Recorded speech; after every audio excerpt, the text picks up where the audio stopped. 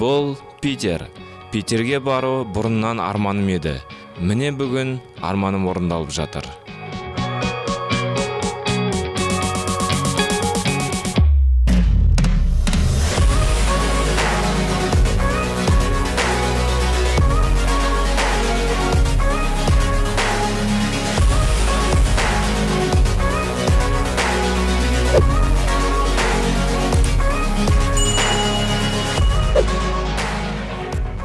Аллаға шүкір, мен келдім Питерге.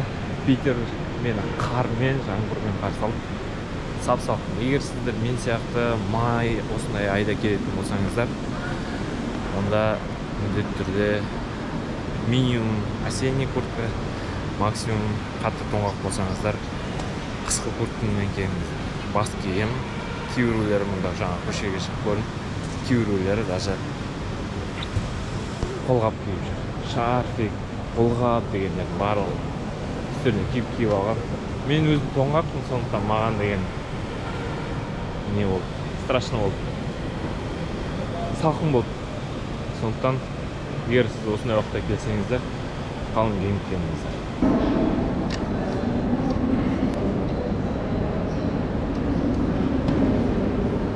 Осындай зарядкілер бар. Москвада да болды осындай. Отырғыштардың астында бәрінде удобно. Адамдардың бәрі зарядтап отыр. Барлығы жасайды. Мықты. Қалай келдім? Ең бірінші осы сұраққа жауап бере кетейін. Оралдан автобуспен Саратовқа жеттім. Саратовтан Москва арқылы пойызбен келдім. Барлығы 5081 рубльге шықты.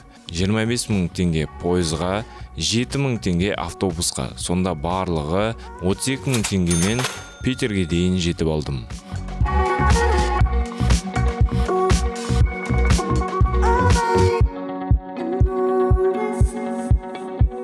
Келген бойда жататын жер іздедім. Букинг жасамайды ғой. Сондықтан бәрін жаяу аралап, қарап таптым әйтеуір. Дәл вокзалдың қасынан таптым еще. 1000 рубль, 1 түнге, 5500 теңге. Капсула деп аталады.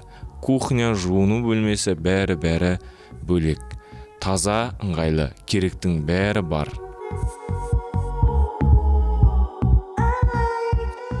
Енді метро картасы туралы. Ең арзан және ыңғайлысы осы единый деген карта. 270 рубль тұрады. 24 сағатқа беріледі. Бұл картаның айырмашылығы Москваныңкінен кері қайтарып алуға болады. Яғни 70 рубльге сатып алдыңыз, қолданып болдыңыз, содан соң метро кассасына барып, кері тапсырып тастайсыз. Ең бірінші Эрмитражға бардым. Кассаға кезек үлкен болды. Билет құны 500 рубль, 3000 теңге. Осындай терминалдан сатып алуға болады. Билет осындай жерден алынады екен. Қазір көрейік, входной билет.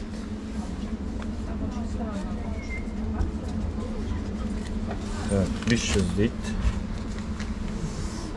Шамынан саламыз.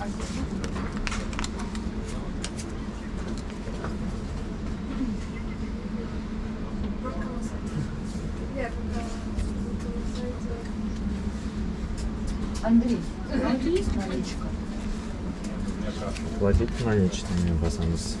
500 салды. 500 салдым. Енді билет шығу керек.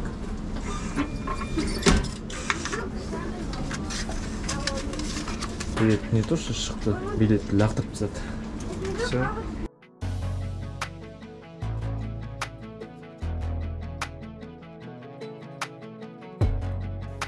Іші енді айлапат. Орыс тарихының бәрі осының ішінде. 500 рубльді жойып, осы Питерге келгенде Эрмитраждың ішіне кіруге болады екен. Өте әдемі. Бұлай орыстардың историясын білеміз. Көп өзіңізге бір тарих жағынан бір азық алам десеңіз, осында кіріп қарасаңыз болады. Орыс патшасының өмірі, ыдыс аяғы, төсегіне дейін бар ғой, картинкалар толып тұр. жарға ілетін кілемдерге дейін бар. Оказывается, орыстарда да кілем болған екен 17-ші ғасырда.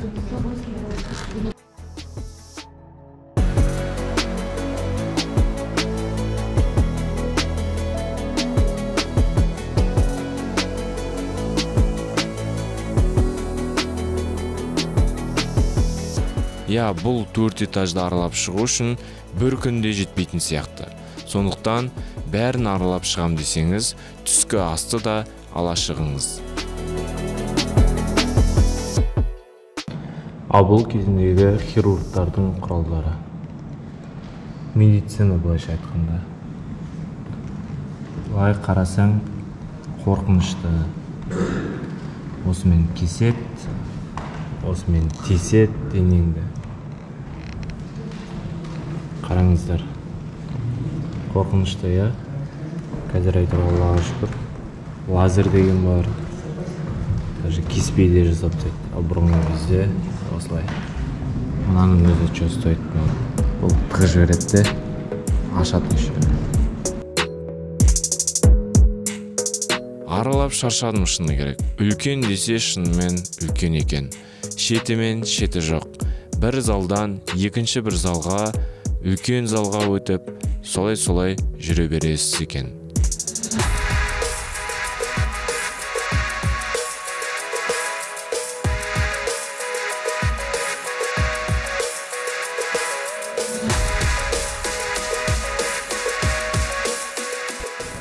Хостелге келіп, түскі асымды ішіп алдым. Ас үйден вид осындай. Шаурма алып алдым. Енді шаурмамен жайлап шай ішіп алайық. Обед уақыты. Темірлан Мұқашевқа реклама жасап жібереміз бе? Тамақ ішіп отырғандарыңыз болса, ас болсын. Жағалаумен жүріп, осы Аврораға келдім. Бұл кеме кәдімгі соғыс кемесі. Пушкасы бәрі бар. Тек моторы стук болып қалған екен.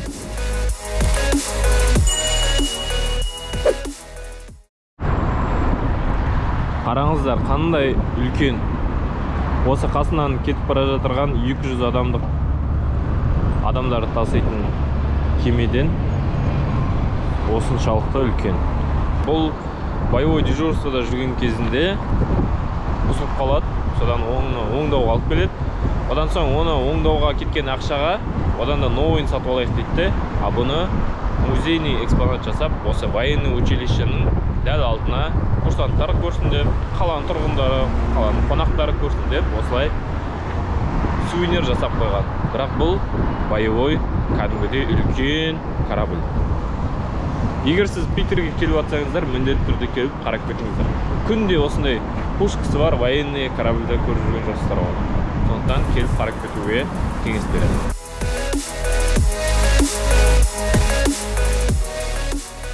Жағалауда аралап жүріп, тағы бір кемеге келдім. Кемелер темасын жалғастырамыз, достар. Жағалауда қалып қойған. Бұл Джек Воробейдің кемесі деп ойлап қалмаңыздар. Бұл бұрынғы музейде қалған кемені әкеліп жағалауға қойып, бизнес жасап тастаған.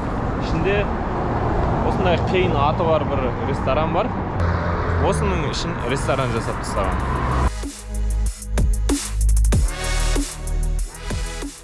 Осы жағалаумен жүре берсеңіздер, Петропавл қамалына кезігесіздер.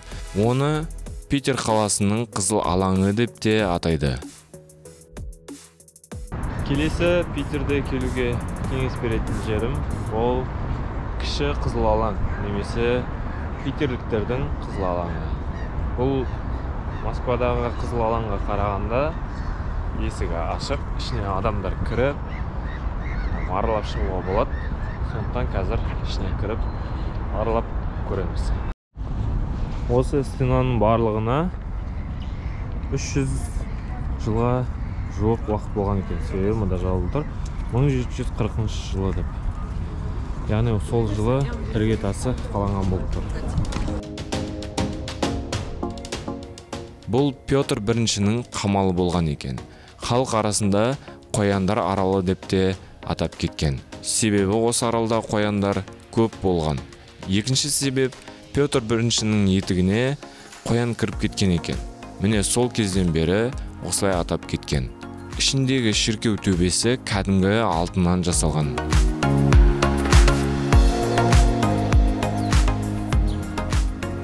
Шіркеулері ма бірдеңесі. Адамдар айтады, бас жағы позолоченный. Біреу ұрлап кетуі де мүмкін. Бірақ оның басына кім шықсын. Алтын, в общем. Іші кәдімгідей қамал, өз базары, ақша сақтайтын орны, патша үйі бәрі болған екен кезінде. Қазір барлығы музей. Қоян аралы деп аталған соң, қоян ескерткіші толып тұр. Өз жағалауы да бар. Тып-тыныш күшті жер. Адам аз. Неге екен? Күн салқыннан ба екен, әлде кеш жақын болған соң ба екен? Жолда мешіт көрдім. Тек бір қызығы Питер мешіті жабық тұрады. Тек намаз уақыты болған кезде ғана ашылады екен.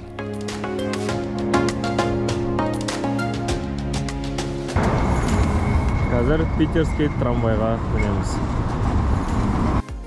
Метрода алынған картам барлық транспорт түріне жарайды. Осындай системаның болғаны қандай керемет, я?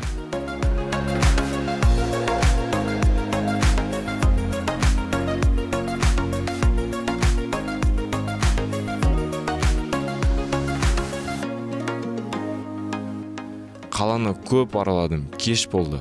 Тамақ ішіп алайын деп асханаға кірдім. Осын 204 рубльге шықты. 204 рубль деген, біздің теңгеге айналдырғанда 1000 теңге. Менің ойымша, Санкт-Петербургта осылай ужин ішіп алуға болады. 1000 теңге қатты қымбат емес деп ойлаймын. Тамақ ішіп отырғандарыңыз болса,